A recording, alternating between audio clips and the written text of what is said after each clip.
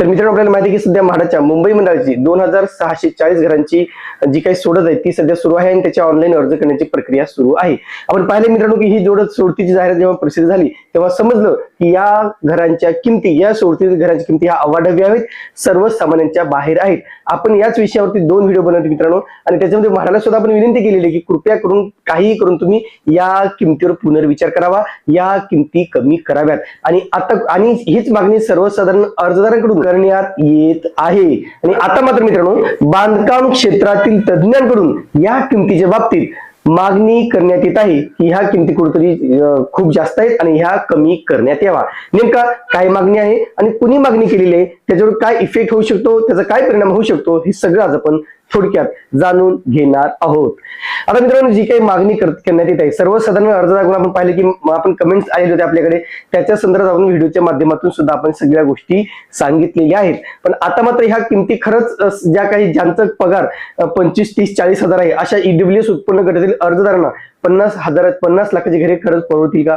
तर ज्यांचं उत्पन्न 50, 60, 70 हजार आहे त्यांना खरंच कोटीची घरे परवडतील का? हा खूप मोठा प्रश्न या ठिकाणी निर्माण झालेला आहे. कारण उत्पन्न गट आणि त्यांचं जे काही घरांची किंमत याचा ताळमेळ साधता येत नाही. आणि त्यामुळे किती जरी काही झालं तरी ज्याचं उत्पन्न 70 हजार आहे, 80 हजार आहे, 90 हजार आहे, ते 1.5-2 कोटीची घरे घेऊ शकणार नाहीत. हेही तितकं सत्य आहे. मग आता नेमकं जी मागणी आहे मित्रांनो, ती मागणी करण्यात आलेली आहे, वास्तज्ञांकडून करण्यात आलेली आहे. पहा, आजचा मित्रांनो लोकसत्ता पेपर वाचला, त्याच्यामध्ये एक बातमी आलेली आहे, त्याचं सांगितलेलं आहे की सोडतीतील घरांच्या किमतीबाबत नाराजी, दर कमी करण्याची मागणी. म्हणजे आता ही मागणी दर कमी करण्याची करण्यात आलेली आहे.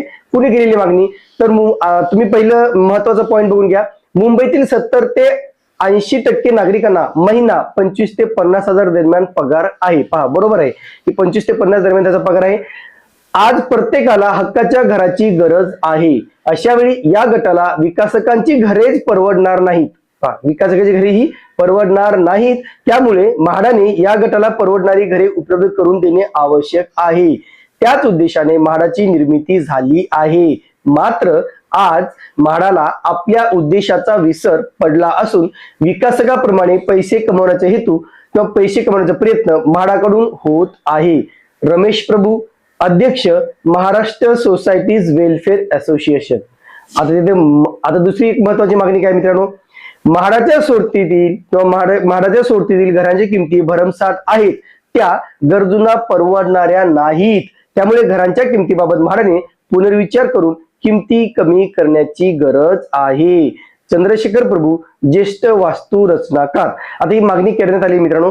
यांच्याकडून कदाचित म्हाडाकडे लेखी किंवा काही निवेदन सुद्धा दिले जाऊ शकतं. पण याच्या संदर्भात प्रतिक्रिया घेण्याचा प्रयत्न केला असता त्याच्यासाठी कुणीही म्हाडातील अधिकारी हे उपलब्ध झालेले नव्हते. पण लवकर या संदर्भात योग्य ते निर्णय घेतला जाऊ शकतो. आणि आमची सुद्धा कळकळीची विनंती आहे सर्वसामान्य अर्जदाराकडून की म्हाडाने कृपया या किमतीचा पुनर्विचार करावा, सर्वसामान्यांना दिलासा द्यावा, जेणेकरून सर्वसामान्यांचं हक्काच्या घराचं स्वप्न हे नक्कीच पूर्ण होऊ शकतं. पाहूया नेमका या मागणीला म्हाडाकडून नेमकं कसा प्रतिसाद मिळतो. तुर्तास मित्रांनो इथेच थांबतो. पुन्हा भेटूया एका नवीन व्हिडिओसह.